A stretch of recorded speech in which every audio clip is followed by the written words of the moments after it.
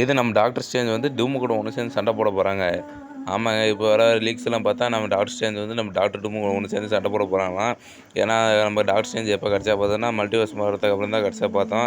Post credit சீன்ல வந்து நம்ம எலியா வந்து நம்ம டாக்டர் ஸ்ட்ரேஞ்ச வந்து நீ இன்கேஷன் காரணமேட்டு நீ தான் வந்து சரி பண்ணணும்னு சொல்லி நம்ம கூப்பிட்டு வருவாங்க. அப்போ டாக்டர் டூம் வந்து இதுக்கெல்லாம் நம்ம ஒன்றா சேர்ந்து சரி பண்ணலாம். இதுக்கு நீ தான் எனக்கு ஒத்துழைக்கணும் அப்படின்னு சொல்லி நம்ம டாக்டர் டூம் கொஞ்சம் அது மாதிரி பேசி நம்ம டாக்டர் ஸ்ட்ரேஞ்ச ஒத்துக்க வைக்கிறதுக்கு நிறைய சான்ஸ் இருக்குது.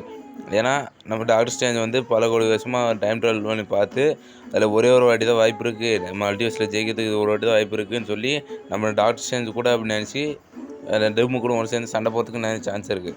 ஆனால் எனக்கு ஒரு சந்தேகம் இருக்குது, அது பல கோளில் ஒரு வாட்டி தான் ஜெயிக்கிறதுக்கு வாய்ப்பு இருக்குதுன்னு சொல்லி நம்ம அயன்மேனை பார்த்து அந்த மாதிரி கை காட்டினோம். எனக்கும் இப்போ பர்சனல் டவுட்டு இப்போ ரொம்ப இதாக கிளம்பிடுச்சு. உங்களுக்கு எத்தனை பேருக்கு இந்த மாதிரி டவுட்டாக இருக்குது? அடுத்ததான் மெயினான கேரக்டர் யார் வரப்போறான்னு பார்த்தா நம்ம லோக்கி தான். என்ன ப்ரோ சொல்கிறீங்க உண்மையா? ஏன்னா டைம்லைன் வந்து மல்டிவர்ஸுக்கு சம்மந்தப்பட்டதா இது. கண்டிப்பாக லோக்கி இல்லாமல் அவன் அடுத்த கதை நகர்றதுக்கு சான்ஸே கிடையாது.